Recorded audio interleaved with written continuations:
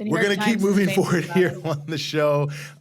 This is the month of August 2023, the 50th anniversary of the art form known as hip hop. So we are very, very honored to be joined by a hip hop scholar and connoisseur herself, Claudia De La Cruz, who, among many other superlatives I could list, is the co-executive director of the People's Forum. Great location, great place. Claudia, thanks so much for being with us. It's so great to be with you both. There's nowhere else to be but on the Freedom Fund, especially on Thursdays. Look at that.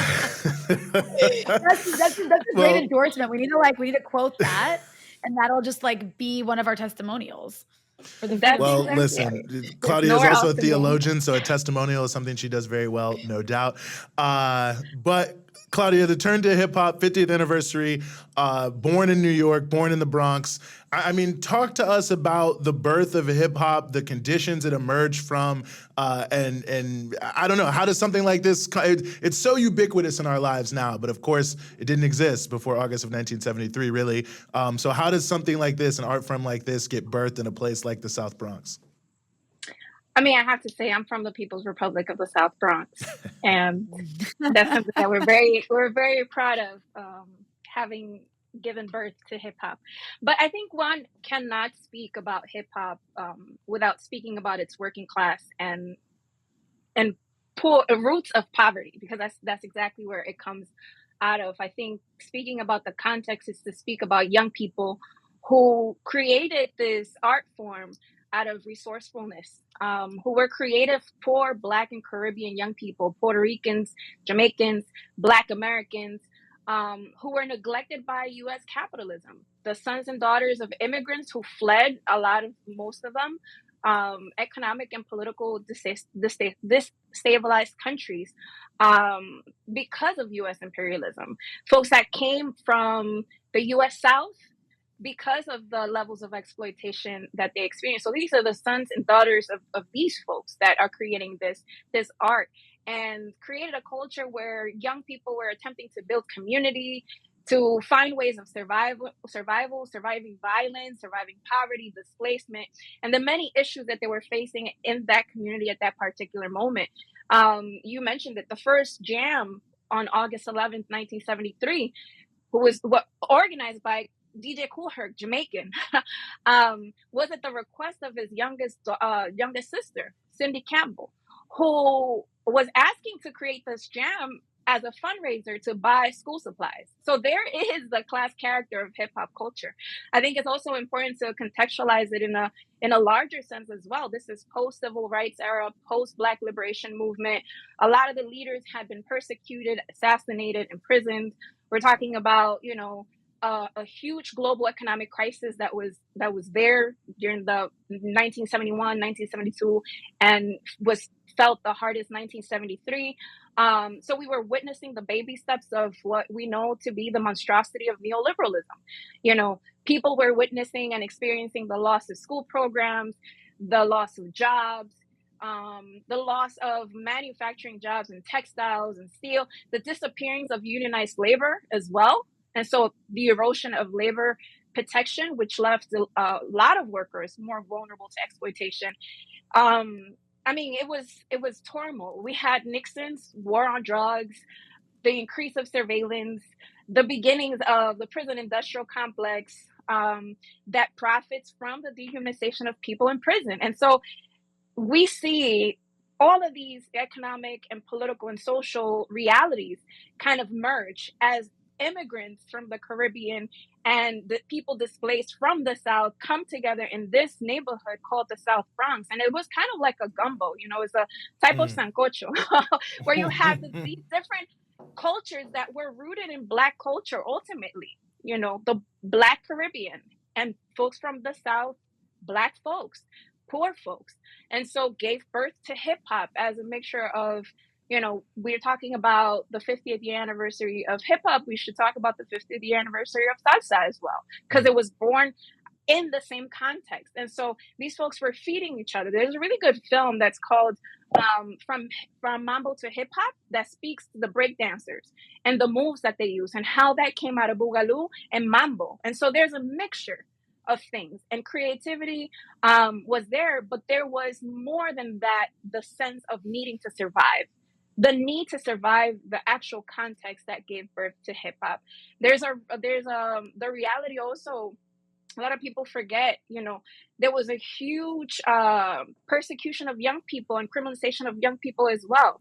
There were many street gangs and during that time in the South Bronx as well. And there was a police brutality that was being experienced by folks from Fort Apache, which is the 41st precinct in the South Bronx, and from which a movie was created. There's an actual movie called Fort Apache that tries to demonize and criminalize Black and brown youth. And so all of these things were happening in that moment. The creation of the Cross Bronx Expressway, that while it connected all the boroughs to be able to profit capitalism and be able to bypass the Bronx, it made a whole community invisible. It made a whole community detached from the rest of the boroughs. And so, the South Bronx continues to be one of the poorest congressional districts in the United States.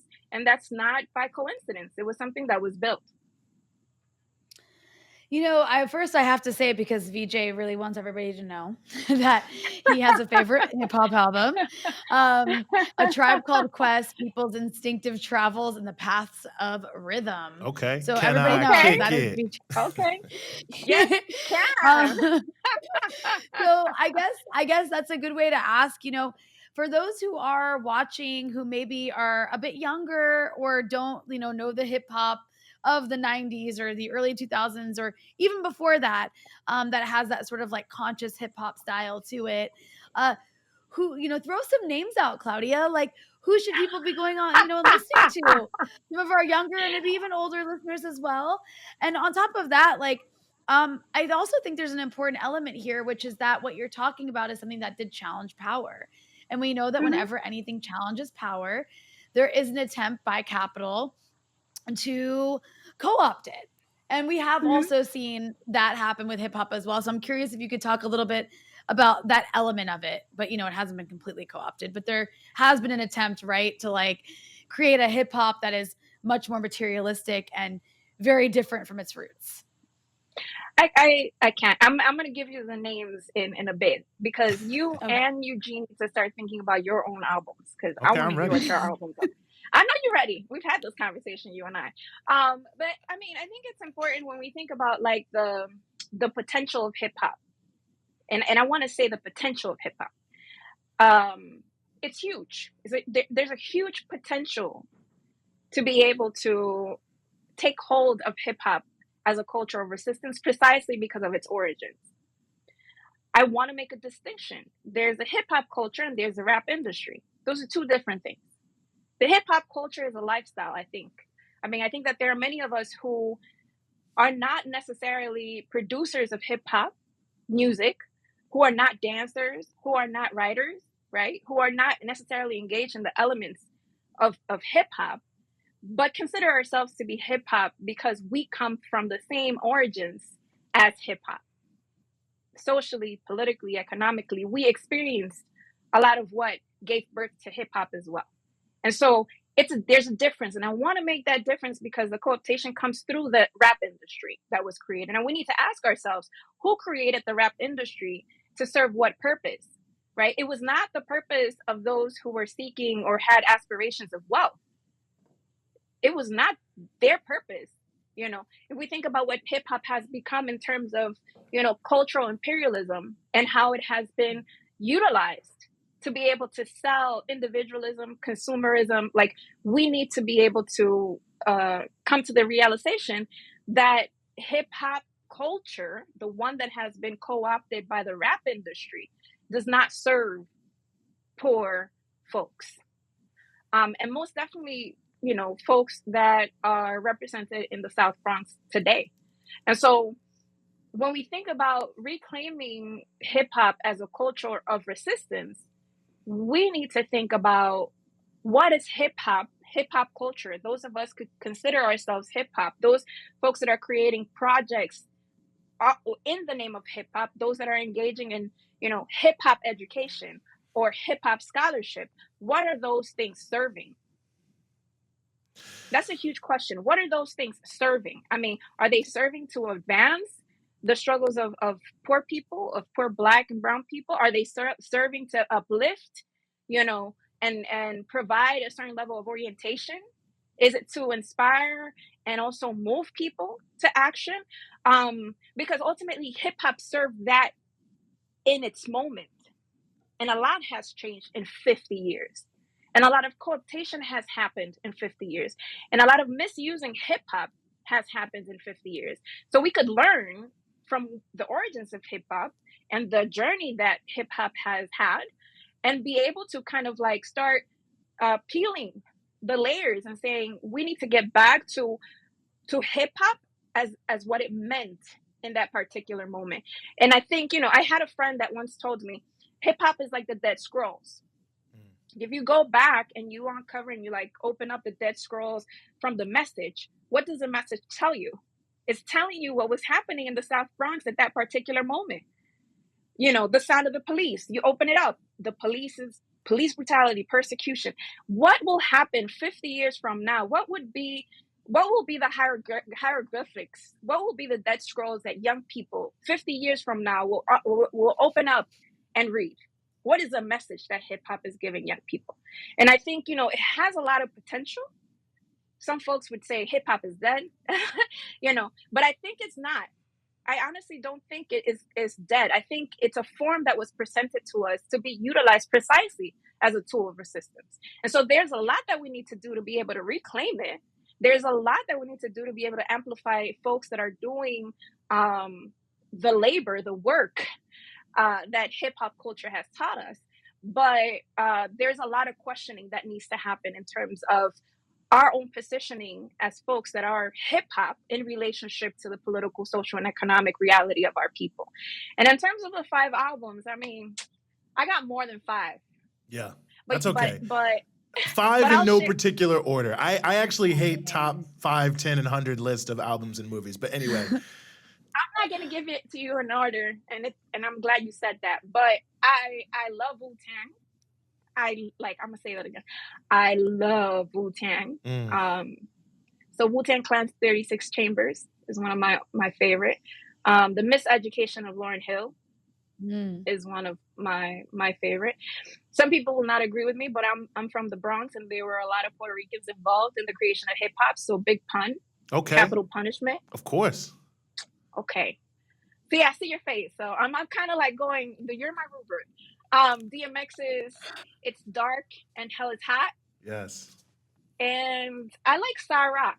I don't know if you've heard her, but she's awesome. Star Rock is great. And she has an album that came out in 2021, I believe, that is called The Sharecropper's Daughter, which is pretty awesome. And I did mention folks like Dead Press and other folks, you know, Immortal Technique and other folks, because a lot of folks obviously are very much aware of the work that they do. But in terms of hip hop and like actually expressing the reality of a lot of our folks in the communities and like actually putting out stories and being lyricists, these are my folks. These are the folks that I like to listen to. That's a good 5 set of albums. I definitely would have DMX's Dark and Hell is Hot on there. That was that 1999, 1998? That was a very formative album for me in many ways. Outkast AT-Aliens album, definitely underrated, but deserves all the flowers in the 50th anniversary of hip hop. Let's say the self-titled KRS-One album, the 1996 one. I definitely love that album. In terms of top to bottom production, Snoop Dogg's Doggy Style, I still feel is like, you know, just production-wise, from top to bottom, amazingly tight.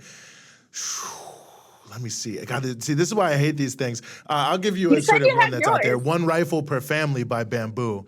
Okay, I like Bamboo. Yes, I think his best album, but I think, again, thinking albums, thinking top to bottom is important. I think that might be 5, but I would also add Ice Cube's Death Certificate, because I have always loved that album, and it meant a lot to me when I first bought it. And Plan 9 record store in Charlottesville, Virginia. But that's my few. Although I could list more, but that's my 5-ish, maybe 6. I lost track. What are you, Rania? What about you? Well, I didn't come prepared with 5, but I was like a Miseducation of Lauryn Hill fan. Obviously, Public Enemy, Immortal Technique, definitely. I mean, DMX, yes. I don't have specific album titles, but I'm not like a person who knows album titles of anything. Even the things that Eugene makes fun of me for listening to.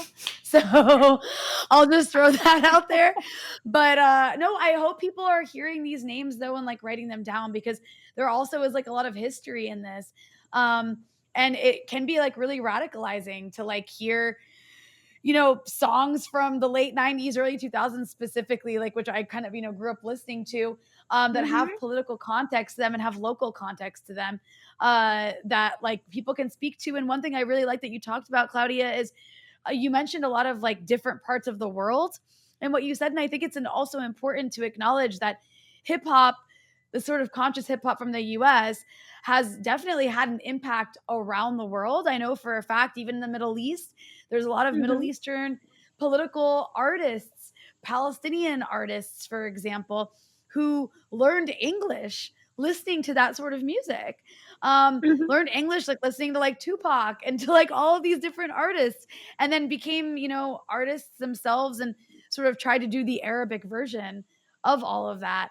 And I know it's happened in other parts of the world too. So this is like goes beyond just like inner city sort of poor Black communities in the US, and goes Mm-hmm. beyond just the US itself and immigrant and indigenous communities, and reaches really across the world. So there's like an anti-imperialist context here as well. Mm-hmm. No, I mean, obviously, like hip hop in its origins is internationalist.